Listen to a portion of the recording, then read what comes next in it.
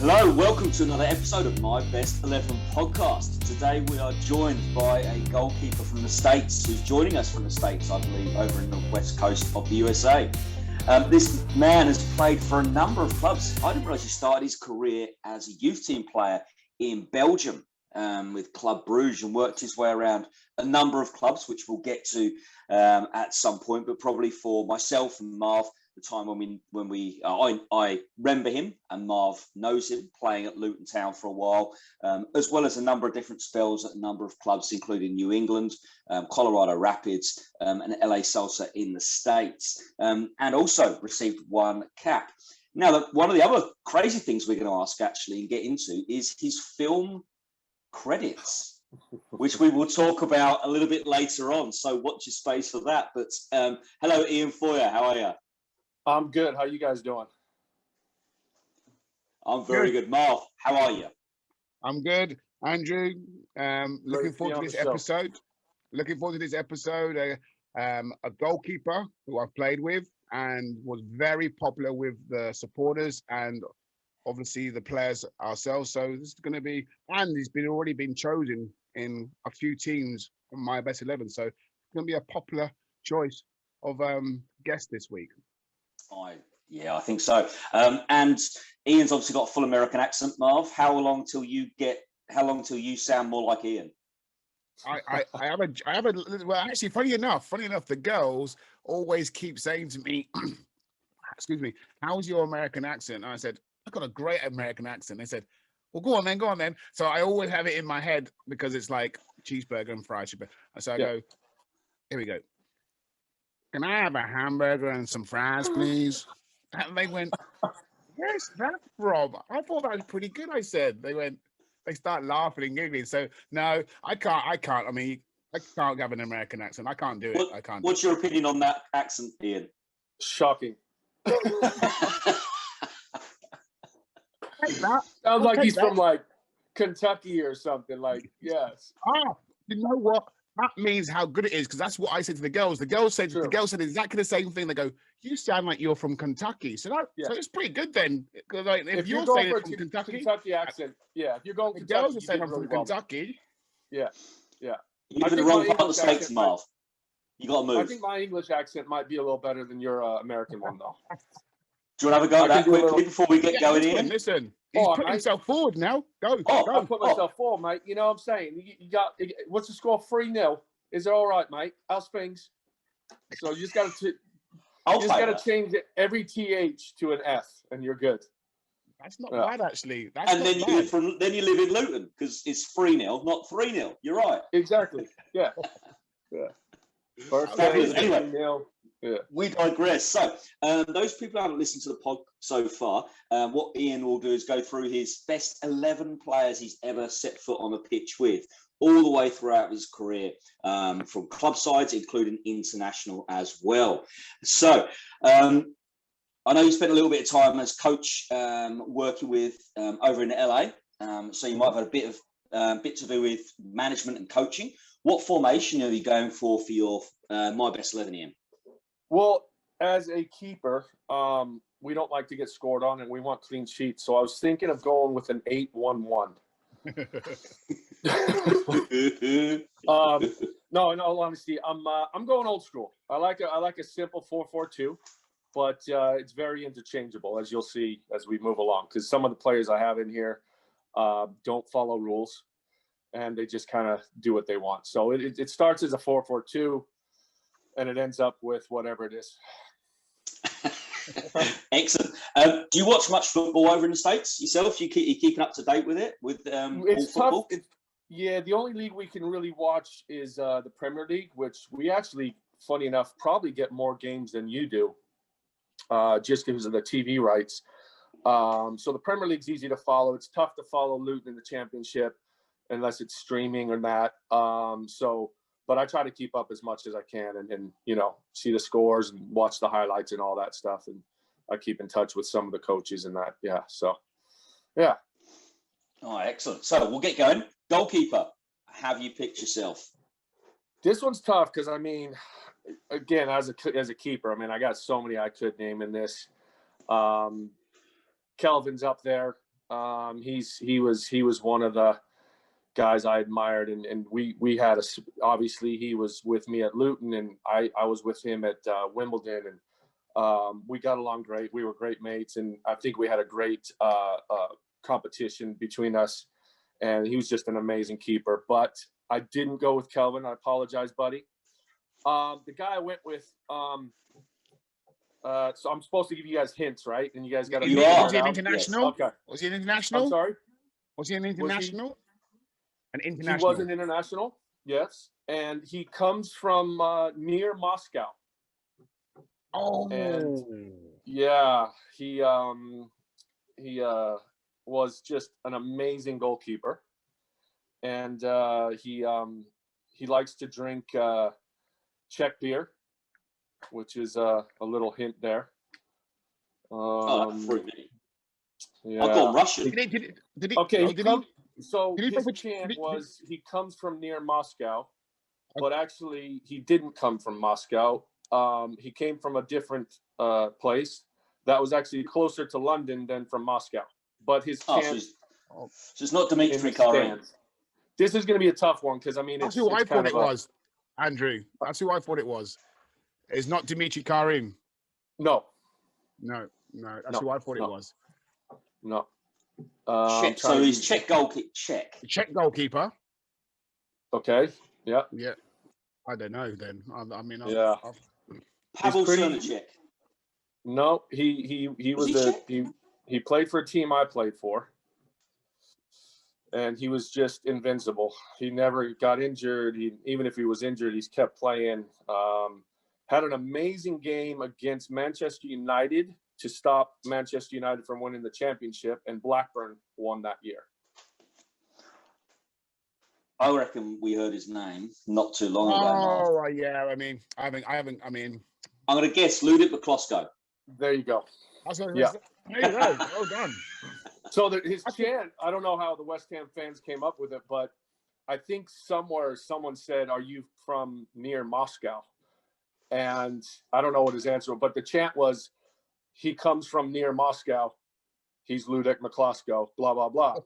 And football fans are so intelligent, aren't we? Oh, yeah. But what's funny is where he's from is closer to London than it is to Moscow. So it was like a running joke, and they just kept with it. So Ludic was just, I had the honor of my first spell was with him. And I mean, the guy just was amazing. He was just invincible, steady, made the saves that he had to. Once in a while came up with the big one. And I was there for 2 seasons, sitting the bench. And I remember we played against Leeds, and he cut his eye open and played on the next 5 minutes with a just gushing eye. Halftime gets 30 stitches in his eye, and I'm thinking, all right, I'm going to get a game here. Nope, goes out, plays, gets man of the match, and, so he was amazing. He was amazing. And you ask any West Ham fan, I think they're going to say the same, that he's up there in their top keepers of all time.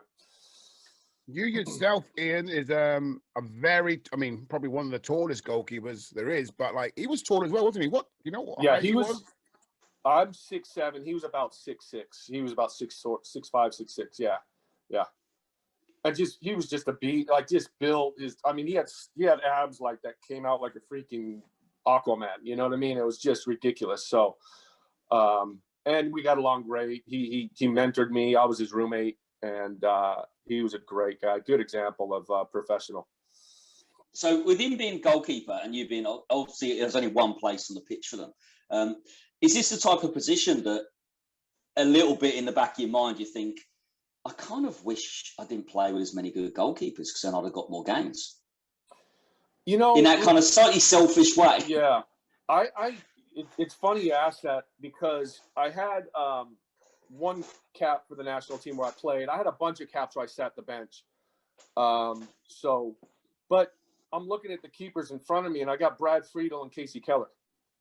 I'm like, man, I can't go and knock on the door of the manager and say, you got to play me. These guys are amazing. So I kind of had a little bit, if I was a little bit later, I would have been in between that Keller and Tim Howard gap. I might have got more caps, or a little bit earlier, I might have got more caps. But, I was in a position where I got to teams where there were some amazing keepers. And, I got into there where there's Ludo McCloskey, and I'm like, okay, he's a stalwart. He's not coming out.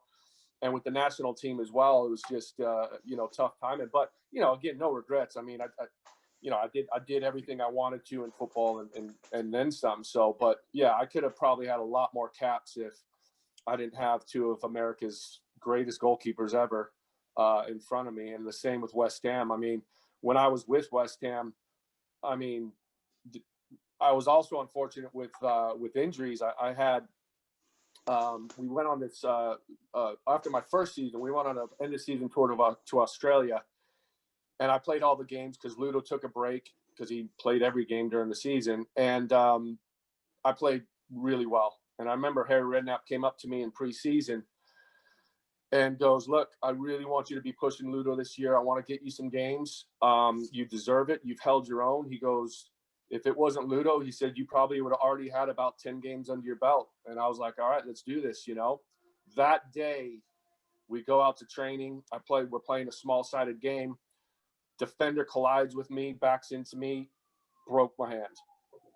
And that's when I came back from injury, and then I went to Luton Town. So when I came back from that injury is when I came to Luton Town to get some games. And then obviously that's when I, signed for Luton.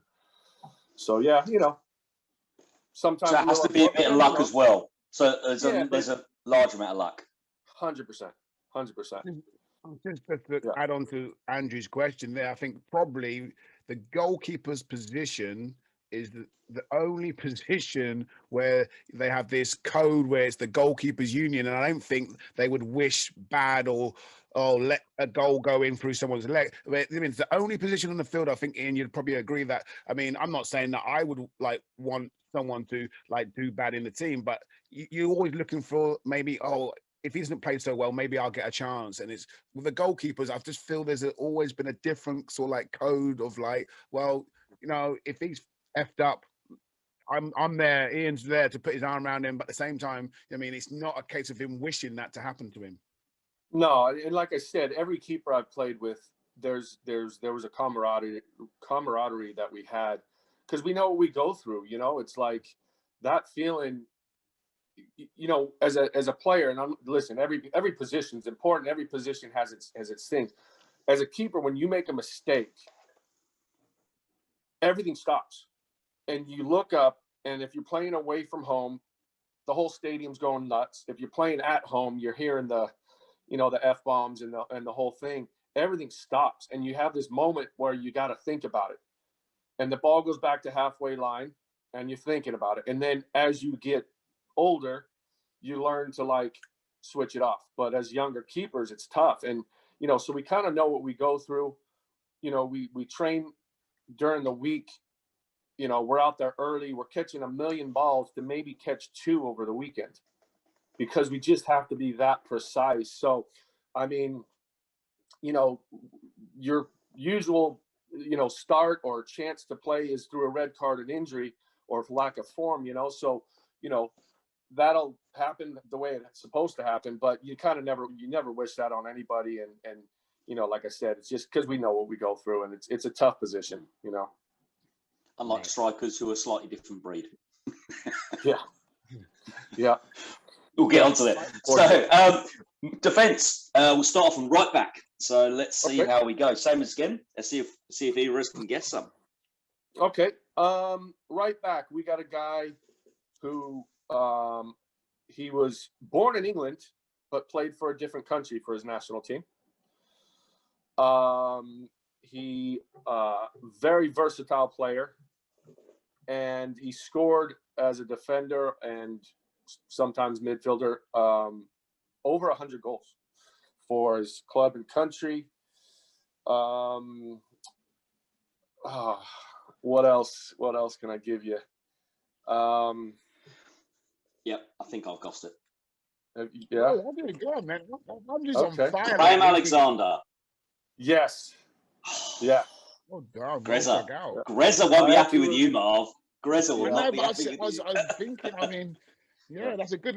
He threw me with the old born played for a different country. Yeah. You threw me with that. You did. I didn't know Grezza was he born in England?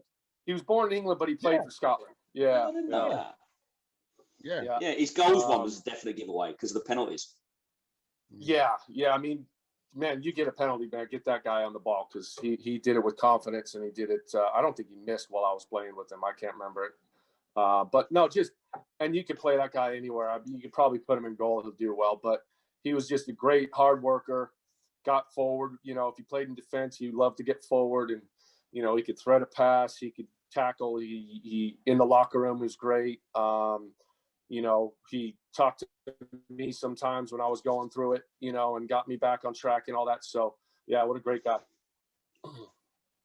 And you'd have played with him when he was a youngster as well, wouldn't you? So, obviously, he played in the Premier League till, well, for at least a good 20, 25 years after you played with him. Yeah, he wasn't like youngster. He already had a few games under his belt. But, yeah, he was, you know, probably like 23 or something at the time, 24 maybe. Yeah, I think he had played up to nearly enough 200 games for Scunthorpe by the time he come to us. Yeah. So you like, I mean, I know what Andrew means as in youngster because he feels like he didn't play that many games when you know Luton Town, Graham Alexander sort of thing. But he had played well over nearly close to 200 games before he did. Yeah. So yeah, he was solid.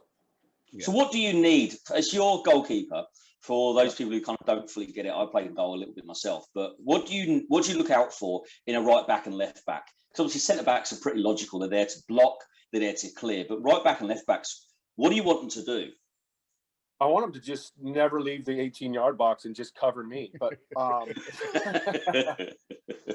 no, what I like is when they push their players up. Like if you can attack and get those players, like Graham would go forward.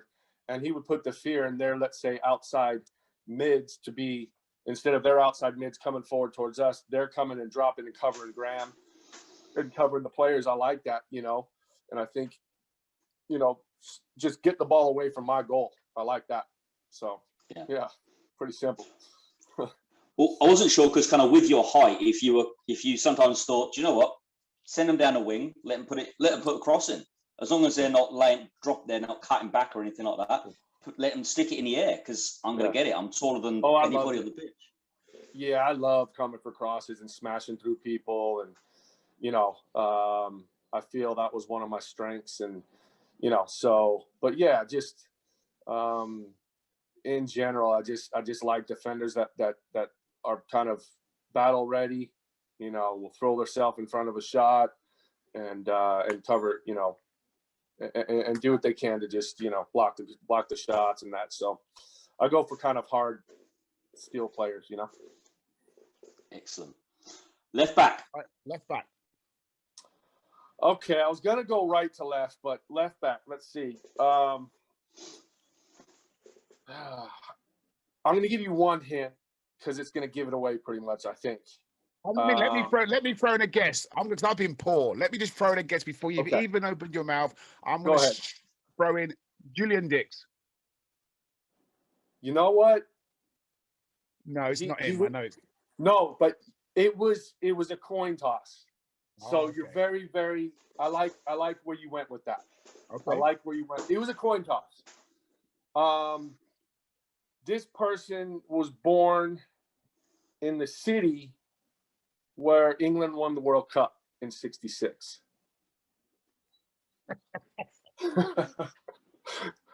Come on, Marv.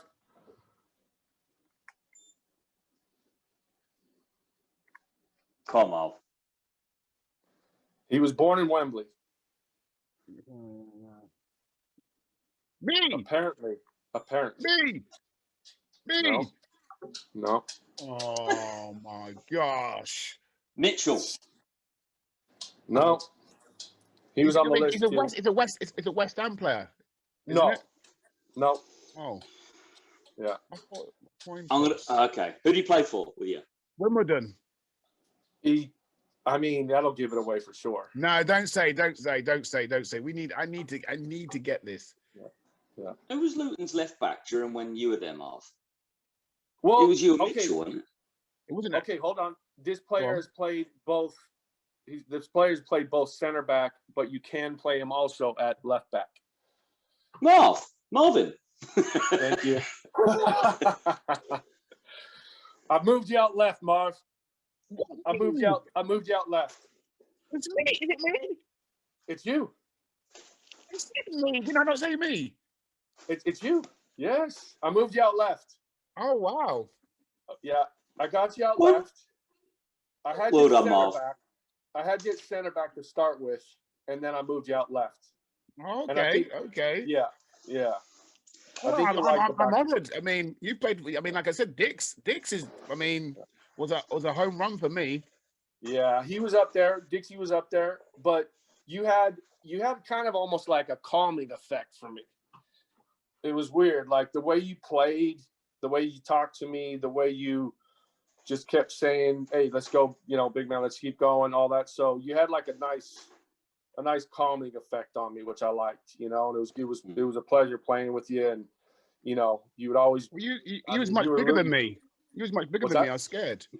He was much bigger than me. Yeah, and if you'd have known about the movie career, you'd have been even more scared. But anyways, yeah, I thought, like I said, it was cool playing with you, and I just felt we had a good chemistry, and yeah, you would always. I mean, you're Luton through and through. You would throw your body in front of shots, and you were the person I got my first assist from. Do you remember that? Yes, that was FA Cup. FA Cup against was it Bolton or Wimbledon? I think it was Wimbledon. I think it's Bolton. I think it's Bolton. Okay, Bolton. maybe. Do you remember that though? So I'm asking, like, we're 1-0 down in the first round, not the first round, but like it's not the replay, and I think it was, I can't remember who was manager. It was either Lenny or Terry, whatever. Lenny. It's Lenny. Was it Lenny? Lenny. And I'm like, yeah. Lenny, can I go up? And he goes, go up. So it was a corner kick, and I remember, and I don't think had you not scored for a while at that time or something? I don't really score, do I? But every now and then, it's just like Lenny says. He goes. I mean, it's his sarcastic way he says it. He goes. Who would have thought it? I can more or less remember it. Who would have thought it? Yeah. Like, we get an equaliser. Like, Ian Feuer goes up, and like gets his head on it. Did you get your head on it? Was it? Is your head? Yep. Yeah. He gets his head on it. The ball sort of like bobbles down, ricochets, and Marvin, as he does every sort of like 20 years, gets to one goal, sort of thing. He says. I have the newspaper clip, and they call it a 1 in a million. So what happened? So I get the corner kick. I get up, and I'm just trying to cause chaos, and just pull someone away so someone else can score. And all of a sudden, I lose my marker, and it's coming right at me. And I'm like, holy shit. What do I do? Like, you know what I mean? I've never even been in this situation. So I jump like a gazelle, and I head towards goal, and it hits off the side of my head. And instead of going towards goal, it goes off to my right and rolls right in your path, and you tap it in. So the reporters were asking me afterwards, they're like, so did you? They're laughing, of course, because I didn't mean it. But, I told them I meant it. I was like, I could have scored. Marvin hadn't scored for a while. So I thought, I'd lay the ball off for him, and so it was kind of a running joke, But yeah, that was my one. I remember it fondly. I mean, it was definitely Bolton. I mean, like I said, I didn't score that many goals, so I mean, it's not hard to remember who they're against. So no, but I remember the game. Like, you remember the replay? Yes. We got battered, didn't we? In the replay, did we? We got battered. I think like 3-0 or something. We got battered. I thought it was 5. I don't know. I thought we got. He's a goalkeeper. He doesn't remember them all. Oh, yeah. I shave. I just shave points off here and there. You know what I mean? He stops counting at 3. The worst was Grimsby. Oh God. Yeah. Was that 7? I still have like nightmares about that. I know, but again, we don't want to dwell on that. But I don't think that it wasn't. You can't turn around and go, you had a shocking game. I mean, there's games where goalkeepers have really bad games, and it's a case where that's down to him. But honestly, we were woeful. The team. I looked at the highlights from that game, and I'm not joking. I actually didn't. I obviously wasn't great, but I wasn't like shocking and let 4 or 5 in. There was other games we lost 1-0 and I was shocking. You know what I mean? So yeah, the scoreline can be deceiving for sure. Yeah. So Marvin, you're left back. So, and I know you asked you earlier about what you want from fullbacks that bomb on and fullbacks that definitely push the attacking players up. Was that something Marvin did? I know Luton fans, we remember fondly shouting Marvin for England and the Marvin Maisie runs and the way he used to do it. Is that something that you remember fondly as well yourself, Ian? You know, I can't remember Marv. No, he was disciplined. Not that going forward's not disciplined, but as far as I remember, you were pretty disciplined, and you were more. You would go for corners once in a while too, but you know, as far as I remember, yeah, you were pretty stable. I know what Andrew's talking about, but to be honest, that was probably the time when Steve was like complete all round plan. He was so much more comfortable on the ball than I was. So to be fair, I mean, I just thought, well, there's him, right? You don't really want two of us doing it. I mean, I would do it naturally. I mean, I was doing it from centre back as a kid anyway. But I thought with Steve being how he was, Steve used to be going at least probably a minimum 2 dribbles a game. Oh, for sure. Steve easily. And so, I mean, it was a case probably where I just was more like in my head thinking, well, look, you know what, I got to be more disciplined and stay here. Yeah. Not to say that I didn't want to go on it on the odd one, but Steve was much more creative than I was going forward. But that was our spell, because like I said, it was you and Steve in the middle and that. So, you know, but in this system, I got you. You can go forward a little bit. Thanks, big guy. Go forward a little bit. Yeah. See, I just, you know, I was thinking fabulous. Fabulous. Excellent. Marv, congratulations. Thank you. Let's move across then to centre back. All right. Right centre back. This man's from Plumstead, London. His nickname is The Nugget. He won 15 Triple Crowns, and he won 6 world titles. He's BBC Sports Personality of the Year in 1988. What? I'm kind of taking the Mickey right All here. right. So think of someone who won 6 world titles, and with BBC Sports. Got it. At last, I was thinking of this guy as well. To be fair, I was thinking of him. Who? Did he play for Liverpool as well? No. What? Okay, okay. He didn't play for Liverpool. No. He didn't. Well, I was going to say Neil Ruddock. That's where I was going. Yeah. Okay, it's kind of not. It's kind of not fair because it's actually not a footballer, but it's has the same name. Yeah, that's what I was thinking. Yeah, I was thinking the boxer like Ruddock. You're on. Okay. I was thinking, yeah, you don't listen. You're right with what where you're going. Okay. I just want to make sure because we could be here all day if I don't help you out. No. But I was honed in on Ruddock. That's the same name as who I want as my right center back. It was a boxer back then. Okay, his nickname is The Nugget. He has 15 Triple Crowns. Who was a big boxer back then? Nigel Benn, Chris Eubank, Barry McGuigan? It's not boxing. It's not boxing. Oh, is it a horse? Oh, Triple Crown. It's bloody horse. Actually, the Triple Crown threw me off too, because Triple Crown is. I think we're gonna. Triple Crown in Australia is horses. But in England, it's something different, right? What? If you gave us a club, what club is it? Is it too easy to give us a club? The club he played for. The club he played for. It's an individual. Hang on. Steve Davis.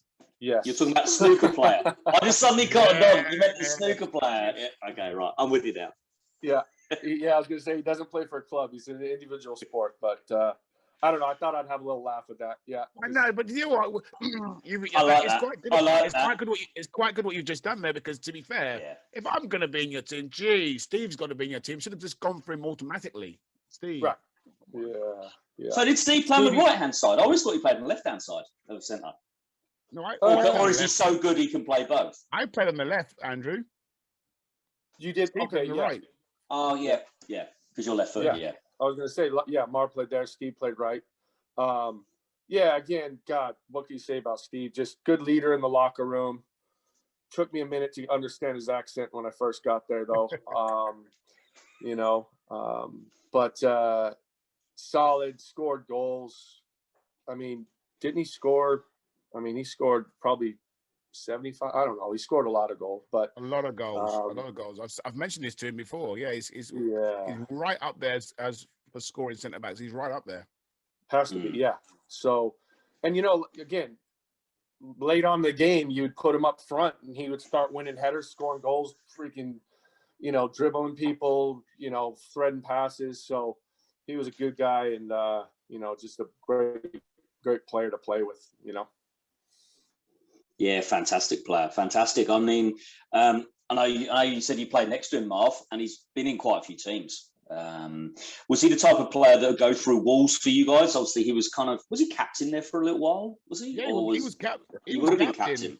Yeah. I mean, Steve, what I would say is, I mean, we're the same age. I mean, I think we're a day apart, actually. His birthday's the day after mine, but he was what we would probably call old school, but like very comfortable on the ball, would like put his head anywhere, like boots are flying around. I mean, that sort of defender as well. So, and they're rare. Do you know what I mean? To have someone of that ability like Steve had on the ball he was basically like a midfielder, wasn't he? He could control. He was so comfortable on the ball. So and to be as big as he was and agile as he was at that time, without all the sports science and all that stuff now, it was unheard of.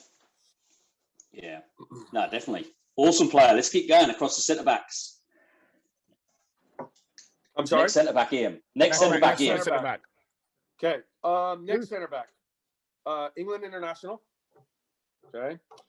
On his England debut in 97, he was the youngest defender to play for England at that time. I'm sure there might be some younger ones now. Won 6 Premier League titles. Yeah. You got it, Andrew? You got it? Yep, I got it. Who? Oh. You can keep going, Mark. Do you want a few more goads, Marv? Do you want a few more clues? Oh, I think I've got it as well. Okay, go on. On three. He played for 1, 2, 3. Rio Ferdinand. Is that who you had, Marv? No. Okay. I'm honest. Who'd you have, Marv? Who did you have? I mean, you know what? An ex-guess. Matty Upson, I was going to say. Oh, okay. Yeah. No. Okay. 6 Premier League titles, though. Yeah, that's what I mean. I thought I was thinking straight away in my head. I'm thinking Matty Upson. No, he was up there. I thought about Matty as well, but yeah, So yeah, Rio Ferdinand. Rio. I mean, again, just solid, strong, and to have the honor of playing with that guy, plus we were good mates at West Ham, especially my second spell. My first spell, he was still like kind of going through the academy, and then my second spell, we actually played on the same pitch together. So he was just a really good guy. He bust your balls though, man. He demanded a lot. I remember I played a game for West Ham, and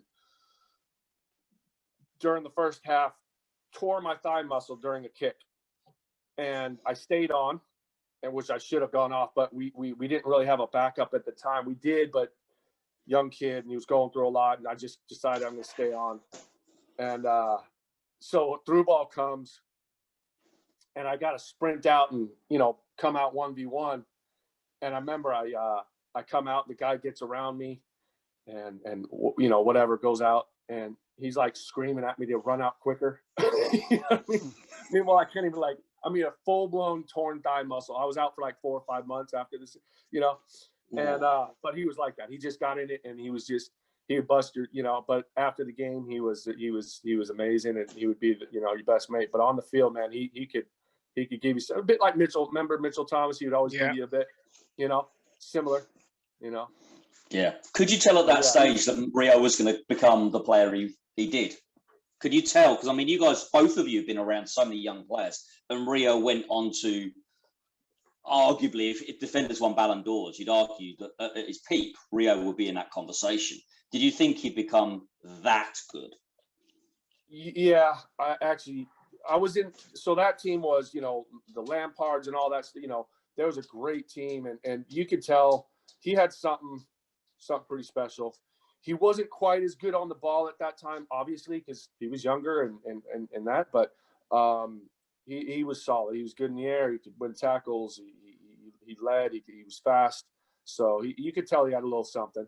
Did you know he was going to win, 6 Premier League titles, FA Cups, and play for Leeds and Man U and all that? So I don't know. But, yeah, he was good.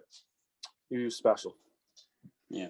Can you remember him? Can you pick them, Marv? So, I mean, you were youth team coach at Luton for a little while.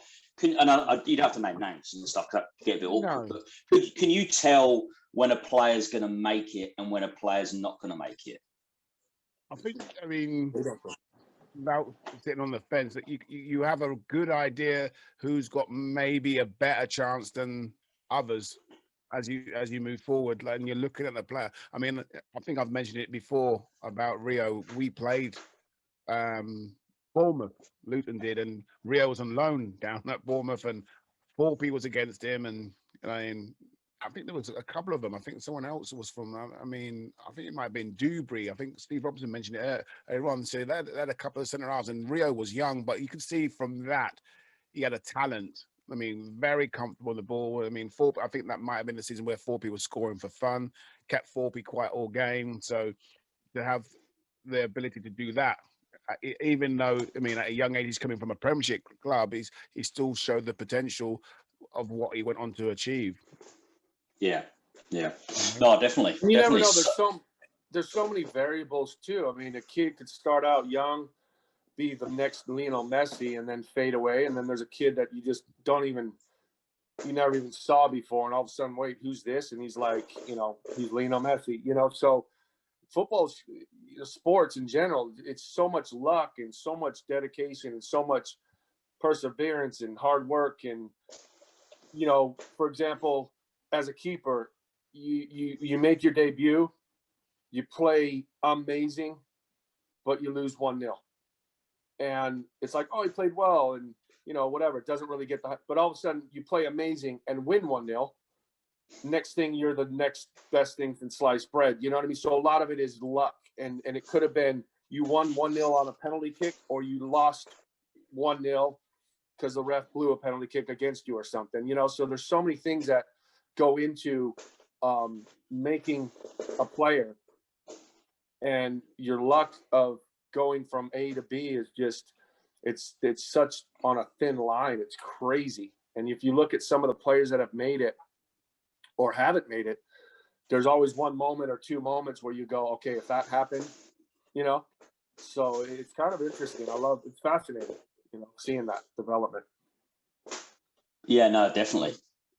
So what we'll do is we'll pause there, and then when we come back, we'll hear from our sponsors. We'll hear a little break from our sponsors, and then when we come back, we'll hear about the rest of Ian Feuer's My Best 11, and we'll also hear a little bit about his film cameos or film credits. So coming up in part 2. Support for My Best 11 pod is brought to you by Manscaped, who is the best in men's below-the-waist grooming and hygiene. Manscaped is taking the world and is now available in all of Europe, Canada, Australia, and New Zealand. Manscaped is trusted by 2 million men worldwide. Join the movement for all your below-the-waist grooming needs. So you can get 20% off and a free shipping with the code MyBest11Pod at manscaped.com. That's 20% off with free shipping at manscaped.com. And use the code of MyBest11Pod. Your balls will thank you for it. Great. So we're back for part 2 of My Best 11 with Ian Feuer. So far, we've got Ludic Miklosko, Graham Alexander, Marv has made the team at left back. Yay! Steve Davis and Rio Ferdinand. Before we get into the rest of your team, I want to ask you about this film cameo or this film. So I didn't realise this, and Marv and I were talking when you booked you, and I mentioned that you were Predator in Alien vs Predator Requiem in 2007. Yes. How, when, what? I mean, there's so many questions that can come off the back of this. How did it come about? I should have got my mask down for this. I apologize. Have you got a mask? Did you take a mask? Did they let you take a mask? I can go get it if you want. So yeah. That would be awesome in a bit. Yeah. Yeah. How did it come about? Yeah.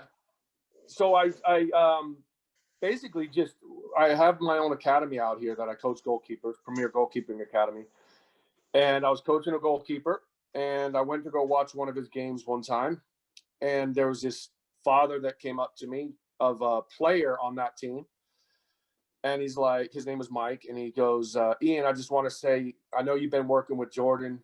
I want to say what a great job you've done with him. He's improved, blah, blah, blah, all this stuff. I was like, oh, thank you, Mike, and I appreciate the compliment. Didn't know who Mike was. About 3 years later, I get a call from Mike. He's like, Ian, this is Mike. Mike who? Mike from, the soccer. I was like, oh, yeah, Mike. Okay, cool. He's like, hey, just have you ever seen the movie, Predator with Arnold Schwarzenegger? I'm like, yeah. And he goes, well, how would you like to play the Predator in the next movie? And no joke, my next question was, Mike, who the blank are you? Like, no disrespect, but like, who are you? Like, because that's a really random question. And he starts laughing, and he's like, oh, I apologize. He goes, I'm like the senior producer for Fox Entertainment who was producing the movie. And he's like, look, the original guy, who funny enough was English, and funny enough his name was Ian, couldn't get a work permit. So we need a Predator. And he goes, the director, wants to get one as soon as possible. And he says, would you want to do it? I'm like, sure. What do I got to do? And he goes, just come out, put the suit on. If the suit fits, it's yours. And so I went to the studio, put the suit on. They asked me to roll around a little bit, and I got the gig. And they were like, you're perfect, because they needed someone, 6'7", kind of basketball build, not football build, because the suit makes you into football build.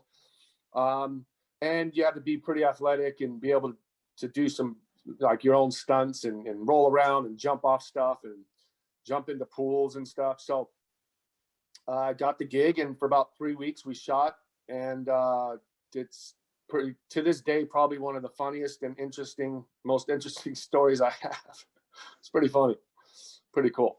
Plus, to say you've been the Predator is kind of cool too. You know what I mean? That's terrific. That really is, isn't it? Yeah.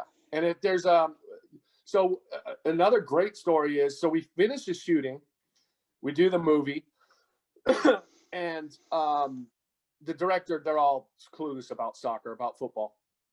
So we do the movie, and every time they do, so the previous Predator movies, they'll always do a commercial for the DVD release or the release on video or DirecTV or whatever.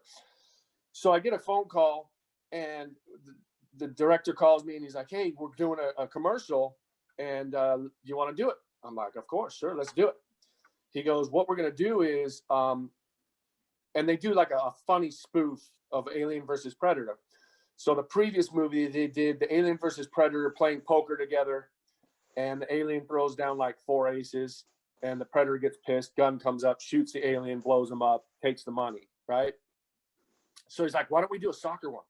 I'm like, that'd be great. So we do a thing, and what it's going to be is me shooting a penalty kick on the alien. And it's actually, I'll send you the link. It's up on YouTube if you look it up. And alien goes to save it. My gun comes up. I blow him up. Ball goes in. I score. I celebrate, whatever.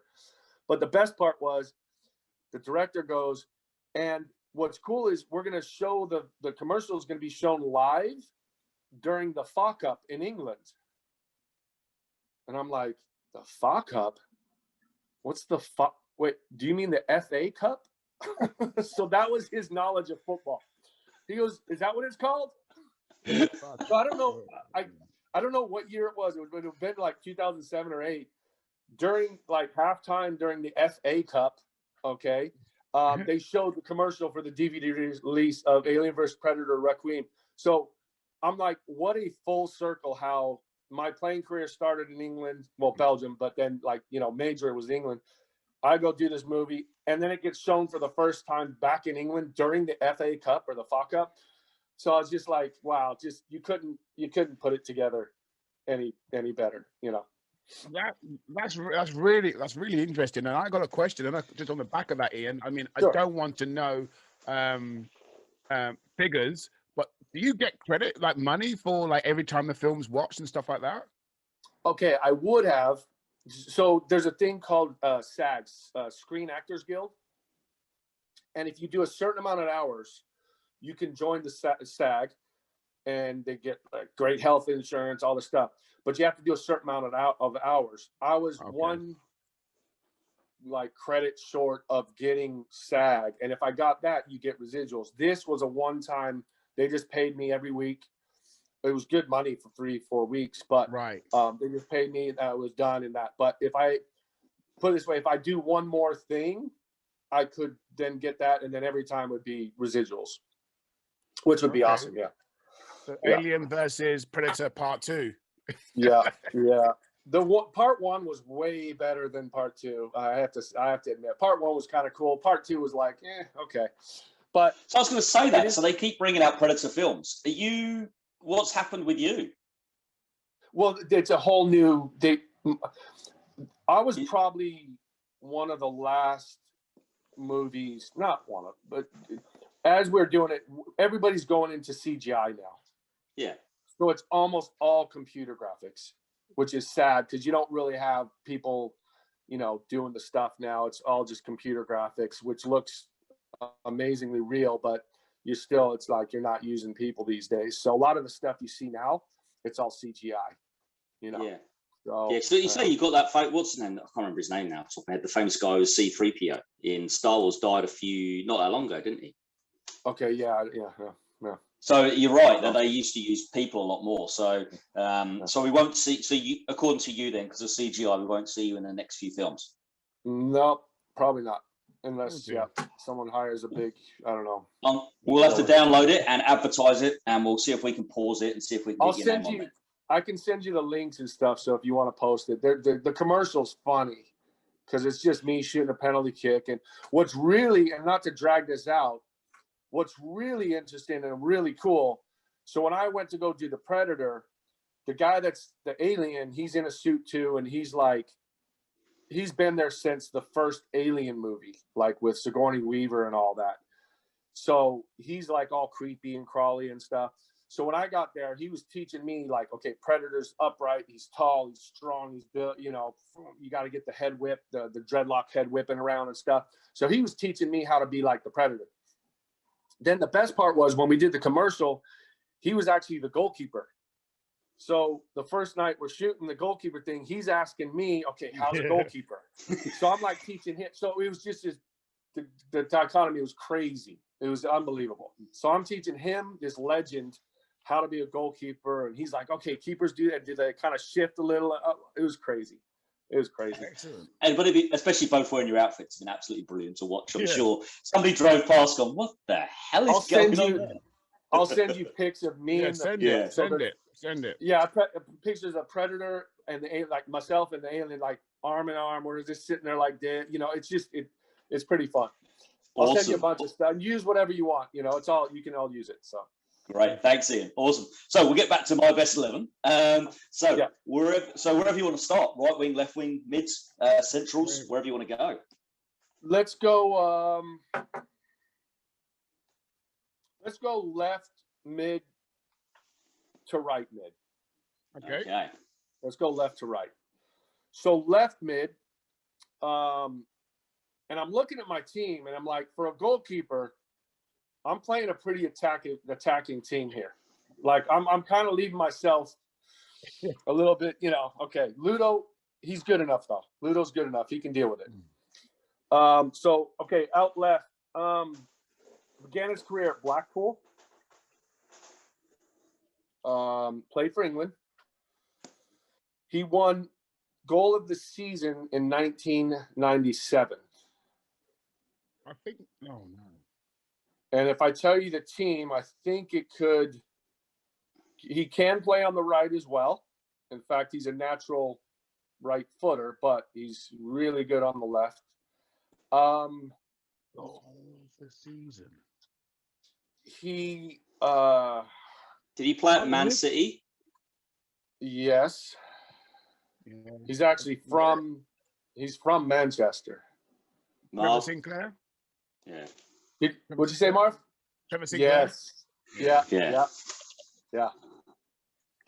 So you play with him at West Ham, is that right? I played with him at West Ham, and first off, as a human being, just the most amazing, like greatest, funniest, took me under his wing, great guy.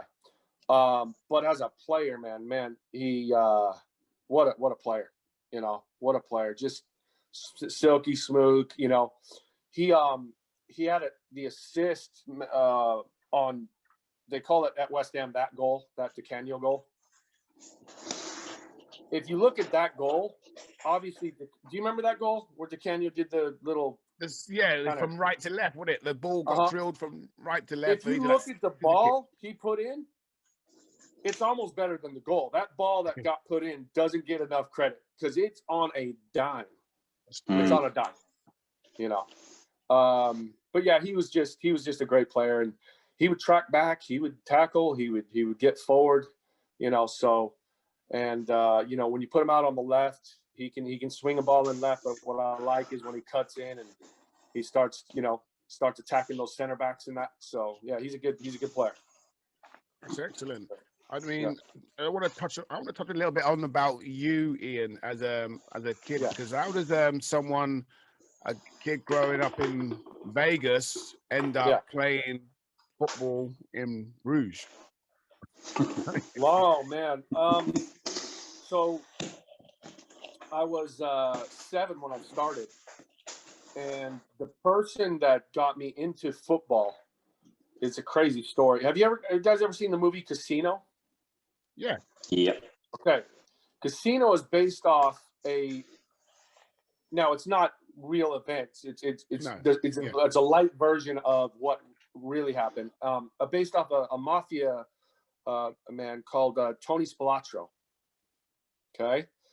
Tony Spilotro in real life was a Chicago mob boss and lived in Chicago, but also had family in Vegas. And, they ran a lot of the casinos and all that stuff. So the movie's based off his life. So Tony Spilotro's sister's son is who got me into football.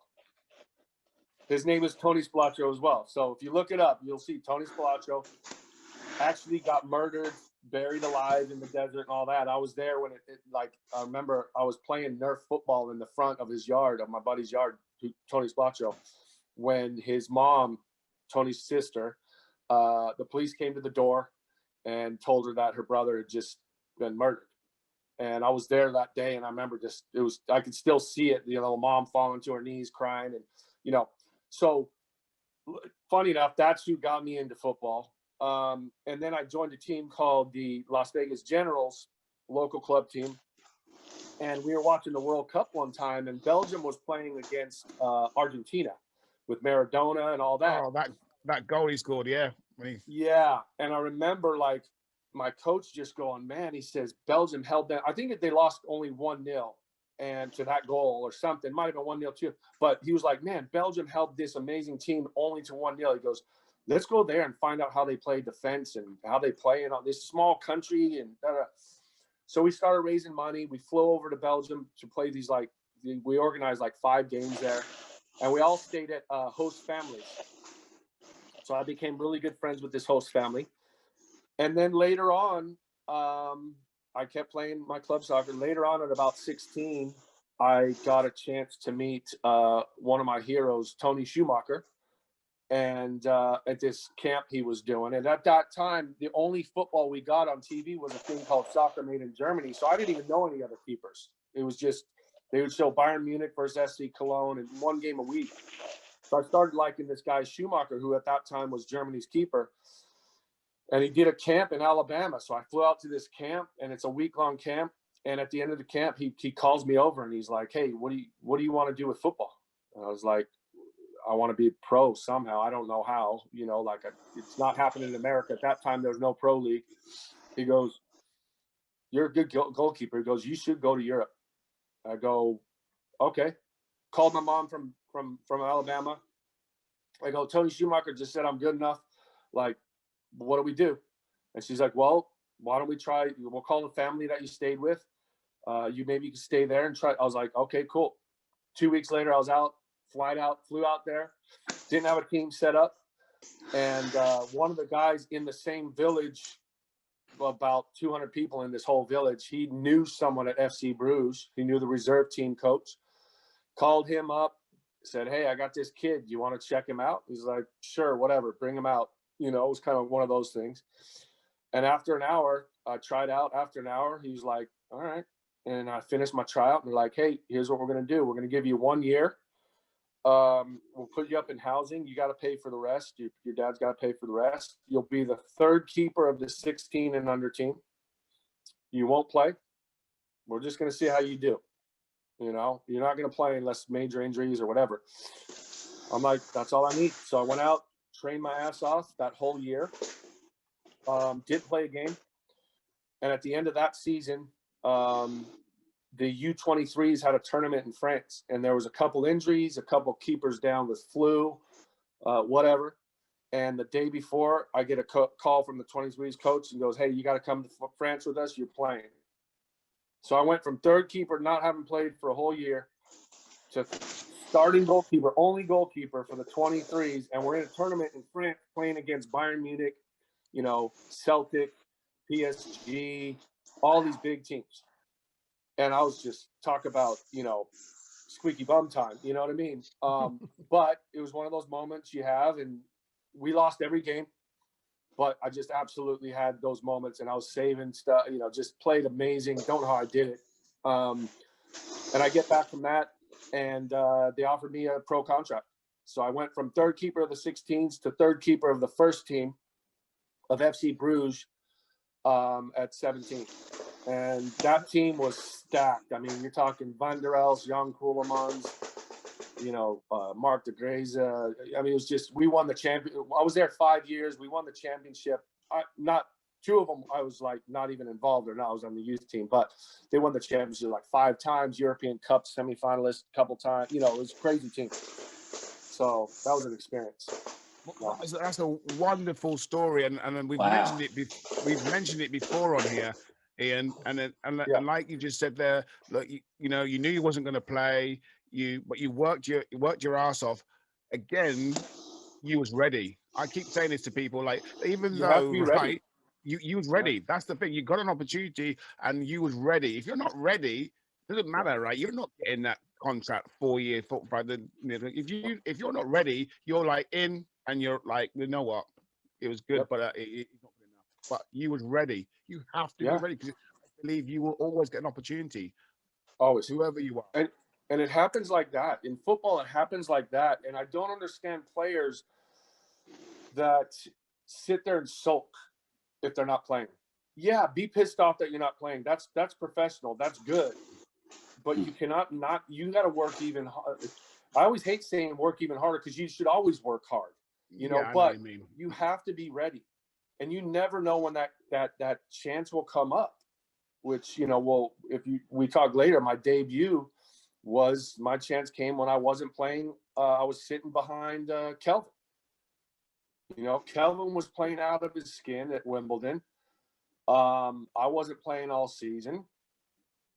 All I could do was just keep working, keep positive, and all of a sudden the manager goes, hey, do you want to go play some Premiership games with Derby County? And this was on a Sunday, I remember. Hadn't played all season. On Sunday, my manager says, you want to play some games? I was like, sure, where am I playing? He goes, yeah, Derby County. Next night, I was playing live on TV, Monday Night Football, at Tottenham. You know, and had a good game. Just mentally, you got to be ready. Physically, you got to be ready. And what I'm trying to tell these young kids today, no one is going to feel sorry for you. No one cares. When it comes to sports, no one cares. It's about results on the professional level. And you have to you got to bring it. And sometimes you got to fake it. You got to fake you're happy. You got to fake, you know. I know, Marv, you and I, we've all played through adversity. You know, I played through a broken finger. Remember the game against, I think it was South End. I had a torn shoulder muscle the whole game. Yeah. I threw a ball out, tore it. And it was like, that was when we didn't have keepers on the bench. And I'm sitting there, I'm going like, this is the most painful injury I ever had. And I'm sitting there and just, all right, let's keep going. Got shot up at halftime, which is probably the wrong thing to do, you know, because the cortisone and that. But it's what we did. And you know, you just keep going. Yeah. You know, so. Yeah. That's an incredible story, though. I think one of the worst things. I think one of the worst things that happened is they lost the apprentice stuff, where you have to be an apprentice and you got to clean the locker rooms. You got to do the stuff because that builds that character. And I think that's a lot of what's missing with a lot of players these days. They don't know how to grind and grind out results and get, and I think a lot of that when you're young and you got to take care of stuff and you have responsibilities besides football, I think it's good.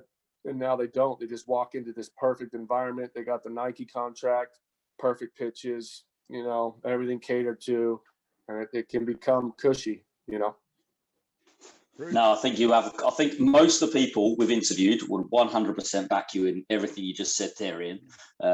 Especially maybe because most of them went through it themselves. I don't know, but you're probably right. So let's go on to let's keep going across the pitch. Yeah. Central midfield. We're going. Okay, so we went left. You said you go left to right, so we go left to right. Keep going across the middle. Yep. So we're going to go left center mid. We're going to go with a guy who played for England again. He started at a club called the Wallsend Boys Club as a center forward. I doubt that'll help anything, but yeah, he's won a Champions League. He's won the FA Youth Cup in '99. Okay. You got it, Andrew? I got one or two. It's one or two. Okay. Go ahead. Go on, Andrew. Go on. Say one. I'll guess one then. I'll go Frank Lampard. This must be the other one then. I'm going to say Joe Cole. Close though. Yeah. He's won 5 Premiership titles. Okay. Kind of easy.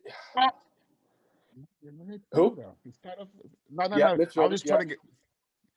He's a did guy. Did he play at Tottenham as well?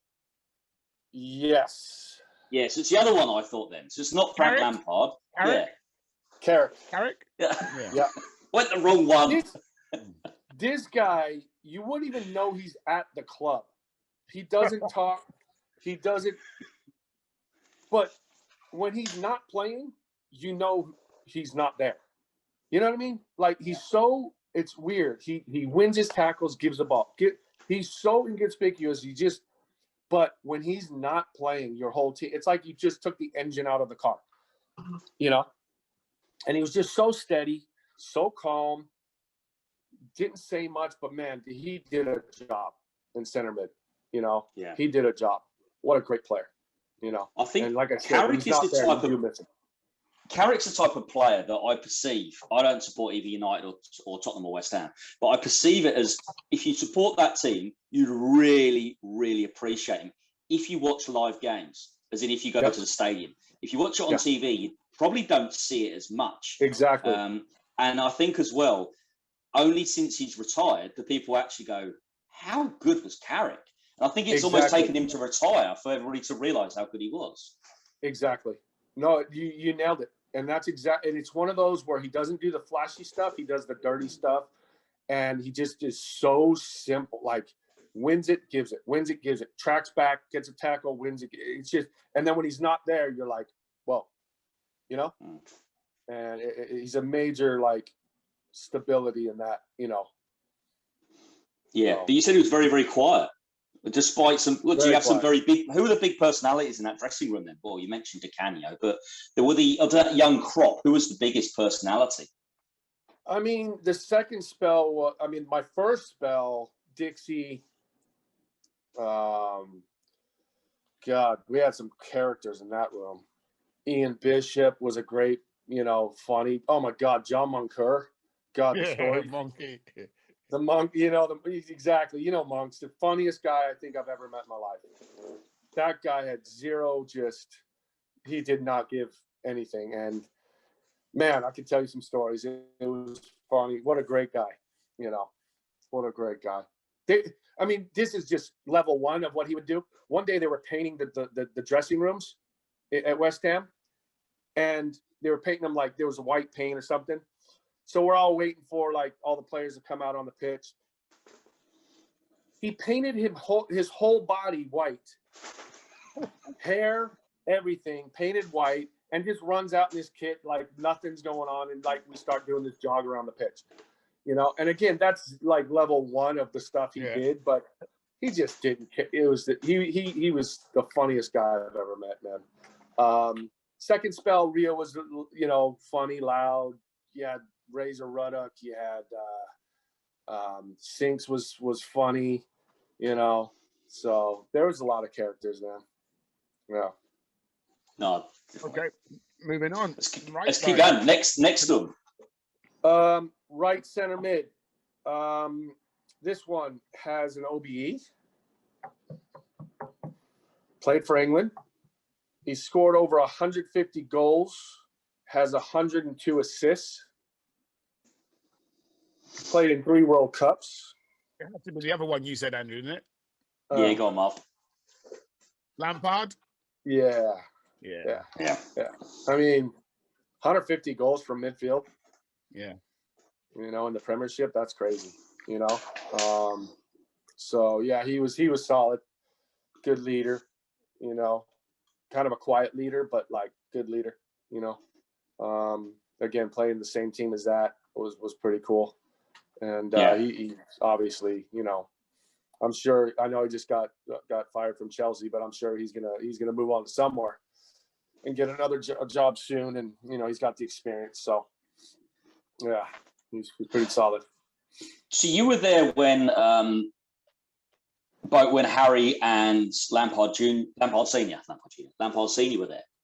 Yeah. What was that dynamic like? I mean, you talk about Frank Lampard. What was that dynamic like with? I know it's quite awkward, and you play young kids, and Dad's the coach or Dad's in charge. What was it like with Senior and Junior? Was that a bit awkward, or did he just keep away from it and say, you know what, I'm not having anything to do with your son? They played it well. There was never I never felt a bias, and he started just. I never felt that at all. Frank Lampard Senior was very professional, very confident, very professional, very, you know, never let that. And look, I mean, you look, regardless of whether his dad was the assistant coach or not, Lamps went on to do good things. You know, if he faded from that point, you could go, well, maybe he made it to there just because it's no. You had Tony Carr, who was the youth academy director, and the players he brought through and the system and the way he played was amazing. And I go back to like Lampard, his work ethic. You know, my first spell, he was an apprentice, so you know he's there cleaning the boots, doing this. But then you saw him; he'd be after training. He would ask me to be there. Hey, can I take some shots on you? I'm like, sure, man. I got in goal. He's taking, you know, receiving a ball from, you know, 30 yards, touch, finish. So he's hitting shots from 30. He knows his role. He's going to be a midfielder. He's hitting, and all of a sudden he's just pinging these shots closer to goal, and all of a sudden he's scoring goals from outside the box, you know. And that's where most of his goals came from, you know, because he's a midfielder. So, yeah, he was dedicated enough, and I don't think any of the players ever thought like he made it just because his dad, because he was good. He had potential, and you know, it would be a shame if he didn't make it because of people went like, you know, oh, his dad, and no, he deserved to make it. Obviously, with what you see what he's done with his career, you know. No, definitely. Let's move across to right midfield. All right, right midfield. We got a guy.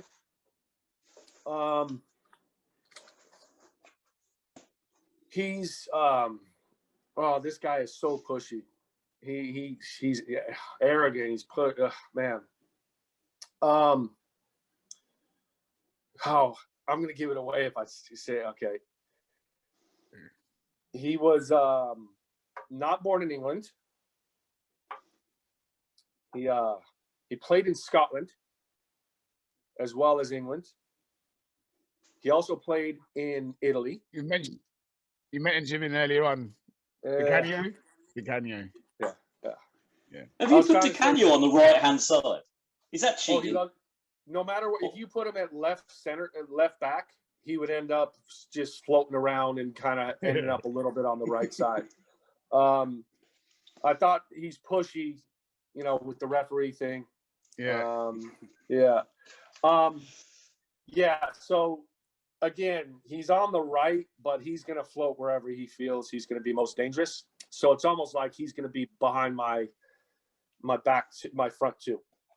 He can kind of float anywhere he wants. And that's, so Graham is going to have to, and Carrick are going to have to hold a little bit, and, but anyways, this guy, dude, talk about talent. He would, every time we would play an away game and we would have dinner, most of the players would just eat as quick as they can, get back to the room, do whatever. And he would just take his time. He would have his little espresso, and I would just chill and sit with him. And he would just start talking about stories of how he was on the terraces of Lazio with the hooligans and the whatever the supporters they're called, the Tifoso or whatever they're called, I don't know. And right. I would just be fascinated, and I would ask him questions and he was just the most professional person I've ever met. Didn't drink, just trained, did every extra exercise he needed to do. And so I remember a week before we play against Wimbledon, that goal that he scored, he's like, Nano Bastardo. And that was my nickname for him, which means little bastard in Italian. He called me little bastard. Get in goal. So we get in goal, and he has a young player, I can't remember who it was, but a young player just crossing in balls. And he would run onto it, and he would do that kick. And I'm not joking, out of 100, he missed 90 above the net behind the goal. And he hit 2 on target right at me, and maybe one went in and one hit the crossbar. Next day, we're in like small-sided games. Cross comes in. He could run onto it and head it. He waits a little, does his little kick thing. And H is looking at me. He's like, what the hell is he doing? And he's like not even scoring a bunch of them. So fast forward to Saturday, we're playing against Wimbledon. Trevor gets the ball out wide, pings in this cross. I see him run onto it. I'm going, he's going to do it. Like, this is DeCanio, how he does stuff. He just has these visions. He runs onto it, hits this perfect volley, side, like bicycle kick volley into the far corner. It was like slow motion. It was like, it got goal of the season and all that. And I go, this guy had a vision. And he's that type of person. He's so like, just out there. He's just on a different level mentally, And the worst part is, so we did that all week, the training after games and stuff, and we practiced it, him and I. So he celebrates, and right when he stops celebrating, he goes to run towards me and like jumps in my arms. And I'm trying to find a picture or video or anything somewhere because no one had cameras then. But then they go to show the replay. And it would have been such a good personal souvenir because people are like, why would he jump in your arms? You know what I mean? And so he gave me a little credit for helping him with that goal, which most West Ham fans don't know. But yeah, it was a pretty funny, not funny, it was a great, moment. Because for me personally, I was like the one standing there for an hour after every practice going, okay, catch, whatever. So I wish I could somehow find that little clip or even a picture of it, which would be kind of cool, It just shows, the sort of player he was, because you actually played with him. For the likes of me, who like watched him play, and to hear the story of that behind that goal is that it's something which people think, well, you know what? That's the Kanye. That's it's normal. He's got the technique. He's got the skill to do it. But it's great to hear that you're saying that it could have been like 60, 70 shots. He's tried that. He's been doing it all week, and he's gone over the crossbar and all that. But still, actually to do it in the game now, even though he's failed and failed and failed and failed and failed, he's now come to the money point in the game. One chance, he's done it, and he's scored from it. That's fantastic. See, it's an amazing story, and like I said, just to have a picture of that would just be on my wall, and not to be like, oh, look at me. No, just what you said. It's not about me. It's about this guy had a vision, And he asked me to come out every day, hit these things. And it got to the point where we're kind of like going, what is it? And then it clicked. It helped me become a better player.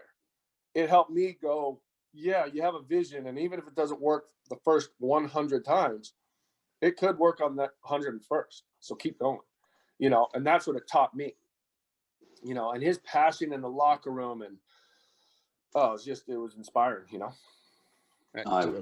It would be. And I'd actually, anybody listening to the podcast, go outside right now and have a go at just trying to do his feet. I've tried it a million times before myself, and it's actually impossible to do. He jumps in the air and does that. Yeah. It's actually really, really hard to do. So but anybody I don't know listening anyone. To the podcast, have a go at just doing the feet. It's so hard. Yeah, like a bicycle kick over your head. You've seen that a million times. Yeah. This one I've really never seen. You would just run onto it and volley it. You wouldn't jump and do a forward bicycle kick or something. It was the weirdest thing, and I'm like, yeah, he's DeCanio. What, so you just, okay, Smile and applaud. Just applaud. Exactly. No, it was Excellent. Even the Wimbledon fans were just slow clap. It took about 4 seconds for everybody to go to then go, wow. And then it went nuts. You know what I mean? Yeah. No, definitely. So moving on to striker, if you squeeze DeCanio on the right, I'm intrigued by. Yep. I mean, seriously, like you say, poor old Michael Carrick with Sinclair, Lampard, and DeCanio. Yeah, he's going to be Marv. You got to, yeah. Those back four, we got to. So who's up front then? Right. Okay, we got a guy named. Well, we won't name him, obviously. No. He was born in Leicester.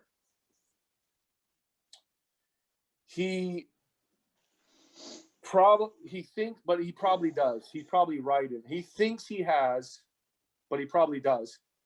Still have the best hair to this day. He thinks he could play James Bond. And he probably could. Scored goals for fun.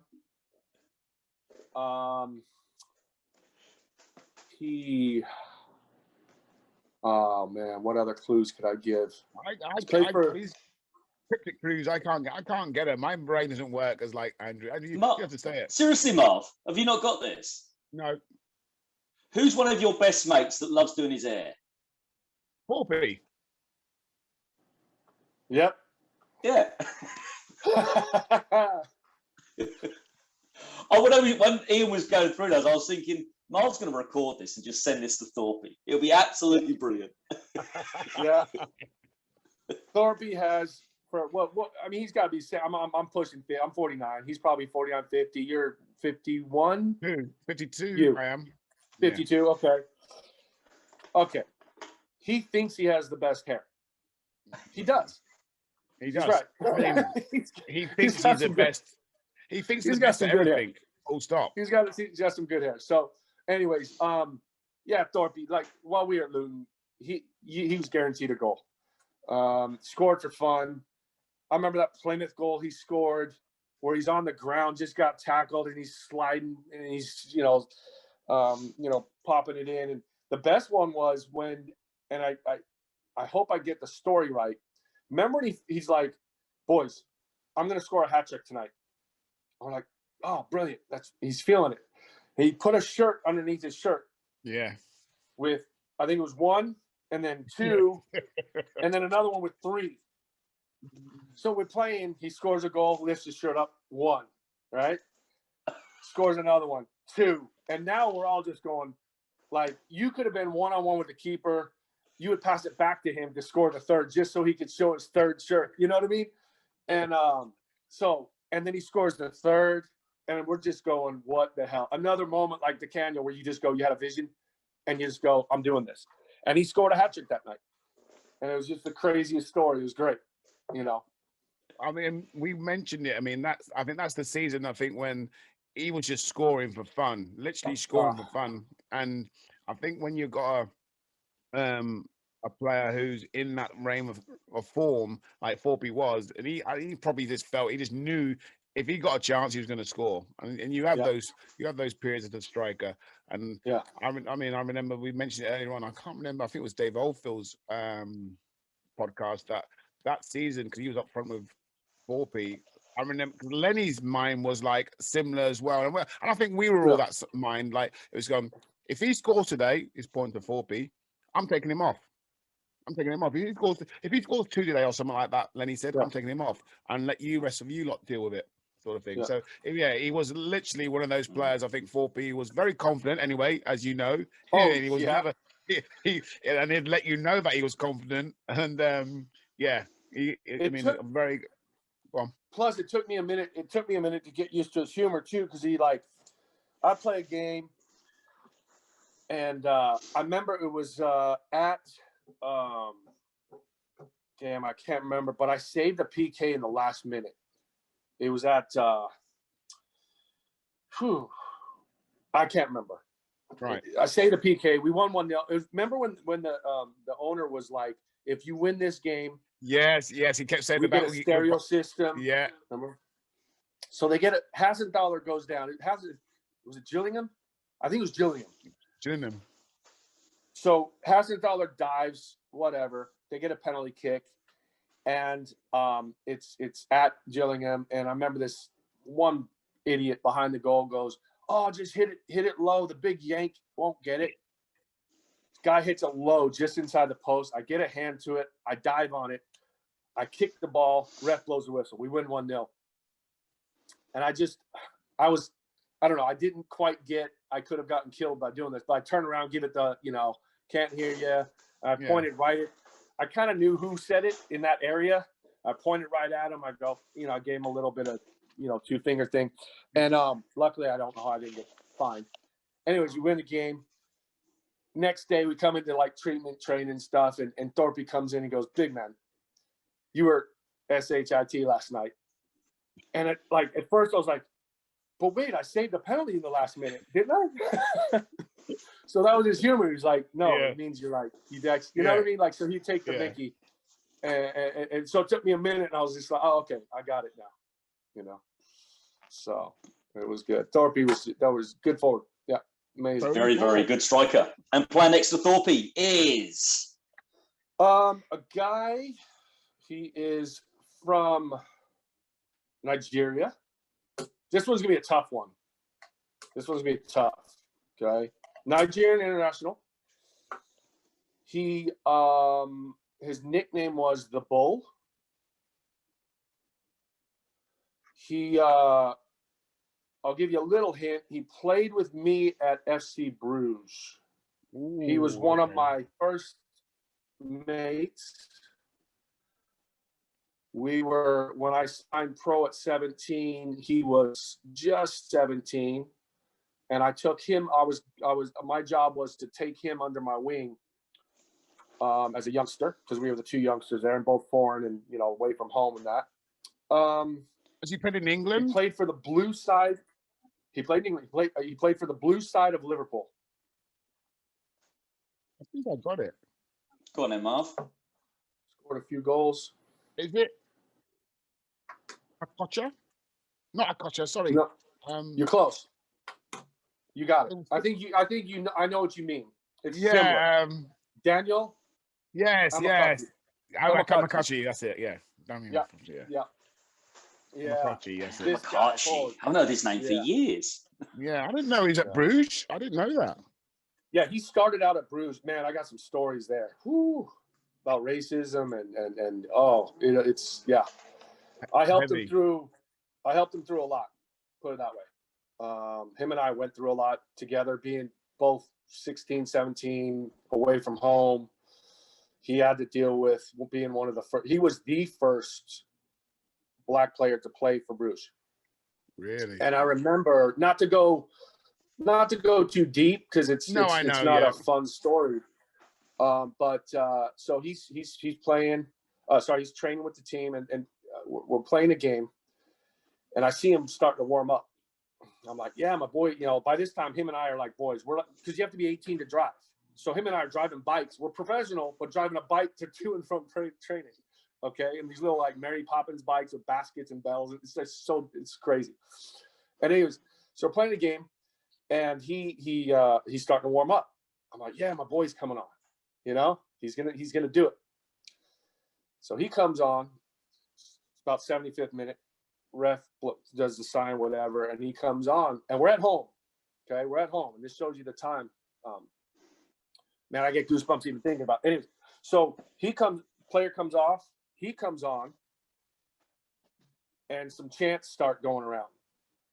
Our home field. Is it our home fans? Okay. So I'm like, what the hell? Like, this is crazy, Some negative chants. He goes and scores the winning goal, and they start celebrating. The same people. So it just shows you the hypocrisy of it. It's so dumb. Anyways, we finish the game. We win 1-0 from his goal. And you can see he's distraught. He had to deal with a lot of racial abuse during that game. And what blew my mind was it was kind of a majority of the stadium. It wasn't one or two. Okay, this is back in 1987, so it shows we've come. It's still happening. We know that, but we've come a long way since then, from what I've seen. So anyways, we're driving home on our bikes, and he starts bawling, and I stop him. I pull him. I go, hey man, look. I go, what happened when I know I heard what they were saying, but what happened when they scored? He goes, they celebrated. I go, yeah. So what does that show you? And he goes, I don't know. I go, it shows how dumb they are. I go, those people, I know it's hard, but you cannot let those people affect what you are, because they are below you. If they're chanting that and then celebrating that, I go, they shouldn't have any. I know it affects you. I get that. But you got to be strong right now. You got to take a butt, and you got to understand those boys in the locker room got your back. Those boys around you got your back. They're just very uneducated people who are contradicting themselves on a major scale, and they have no soul. They have no ethic. They are just basically, they need a lot to learn. I go, you are so far above them. It's laughable. So just stay strong and understand that one day that will change. That will change. Will it ever be gone? No. You're always gonna have idiots. You look at what's happening, with the players at Manchester United, and they're sitting, these people sit behind their computer and they can write whatever they want on Twitter and whatever. And there's no, so, now I have my own feelings of what we should do. And for me, that is, one, social media has to have, and again, I apologize for going dark here and whatever, but they have to have a way to find out who it is. So when you sign up for Facebook, you have a picture, you have a social security number, whatever it is. And all of a sudden you write, boom, we know who you are. So that'll stop a lot of it. You still have idiots.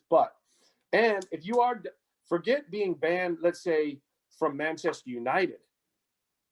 If you do any of those comments, you are banned from football top to bottom, not for 1 year, forever, or 10 years, whatever. Just go super hard, and even then you're still going to get it. But I'm just saying, at least we can kind of, because it's stupid. It's, and for the person that they're talking to, it hurts, it's like, you can't, it's hard to just brush it off. You just go definitely. Man, like you just said, don't ban them from Man United, just ban them full stop, because you only get people start trying to pretend to be someone else's supporter to get that team. You know what I mean? And like that team, like in trouble by just acting on behalf of that team when they don't even support that team. So, totally agree with you. Totally agree with you. Yeah, Amakati was a great forward, strong. He was strong. He would, so again, I'm probably going to lose a couple games with this attacking team, just, you know what I mean? But I think. I say, from memory, Amakachi and Tony Thorpe never tracked back. So, yeah, good luck. Mate, you said at the start of the pod you were going to play 8-1-1. I think you've gone 1-1-8. Really, I have. And I apologize to Steve. He's going to have to hold those as well. Unless we're losing 1-0, he can go up. But I got Rio and Steve, Carrick, they're going to have to hold, and the rest are just going to attack. To be fair, it's not necessarily your job. Who's the manager? I mean, it could be a coach of someone in your career. Who's the manager or the person you've played for that has made you feel that they've got the greatest respect from you? I mean, they've all got respect from you, but I'm just saying, we want you to choose one. Okay, so manager Redknapp, he signed me twice, took me under his wing. My second spell, he had an injury to Shaka Hislop. He called me in. I played some games for him and did a job. He was great for me. The one I learned the most from, and I felt was just on a different level. Not many people know this. I had a short spell at Arsenal the year after they won that season. I was on trial there for 3 months. So I got to train with Henry, Vieira, all those guys. So David Seaman, they were looking for a backup for him. So I was kind of floating around trying to find a team, and they found out I was there. So I went in there, trained for about 3 months. I was an inch away from getting signed. And man, what I learned from that guy. It was a different level. It was more mental. He would do mental training. He just knew what to say, when to say it. And I think I learned probably more from him in those 3 months. And that's not disrespecting. Look, No. Great. They were all great. And I've had some great managers, but I learned more from him. That was just it just took it to a different level, which it's Arsenal. I mean, that team was insane, So yeah. I would as manager, it would be Arsene Wenger. Okay. Yeah. So he can deal with their personalities and keep them holding when they need to hold and go forward when they need to go forward. And I'll let him deal with that. And he wasn't ever worried about defending anyway, Arsene Wenger. He never replaced the Arsenal back four. So it works out perfect. Yeah, it worked out perfect. Okay, so that's fantastic. I mean, I think you mentioned a little bit earlier on. I mean, just for some of the listeners and I mean, some of the Luton fans who loved you dearly while you was at the club and stuff, just let everyone know what you're doing now. Well, first off, just to have a chance to talk to Luton fans as well. Like the love affair, it was just amazing. I mean, they treated me like royalty. My best times, I just think is, I had two major clubs with West Ham and Luton. Both of them were just such an honor to play for, and the fans were great.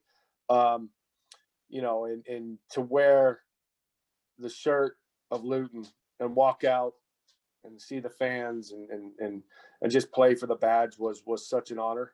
And, it'll be something that I'm always cherishing. So at the moment, I run my own goalkeeping academy here in Southern California, Premier Goalkeeping Academy. I've worked with MLS teams. I was with Galaxy for 10 seasons, won a couple championships with them while I was there during the Beckham years. So we had a really good team, Beckham, Robbie, Keane, Landon Donovan. I mean, we had an amazing team. Worked with the national team with Tim Howard and on the women's side with Hope Solo. Work at various universities. I'm at USC as well, coaching the goalkeepers there. So I kind of just freelance with coaching goalkeepers around the country and in Southern California. And my son now, who just turned 19, who was born in England, and he's trying to get to play over in England. He's a million times better than his dad. Goalkeeper? Yeah. What's that? Is he a goalkeeper? He's a goalkeeper. He's rosy colored glasses aside. I mean, anybody out there, man, I'm telling you, first off, he has a passport. He's 6'4", but he moves like a 5'10". He's smart. He's calm. He's good with his feet. He's way better with his feet when his dad was shocking with his feet. And he is brave as his dad, though. Oh, he's brave too. Yeah. I know. Okay, well, listen. Brave. Yeah. Yeah, his dad was very brave. But listen, that's the biggest thing for me. I mean, listen, you didn't even think. You just come flying out, and it was just like, bang! Yeah. I'm getting myself in the way of this. Yeah, I love the aggression side of it, and he's pretty aggressive, man.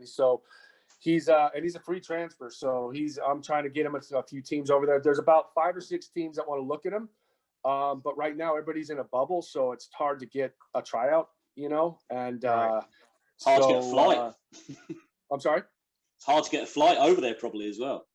Well, the flights, now it opened up again. You can fly. The problem is bringing an outside player into their bubble. It's like no one's, until they release some of those restrictions, I think it's going to be tough, you know, but in all honesty. So yeah, sorry, did you say he's got an English passport as well?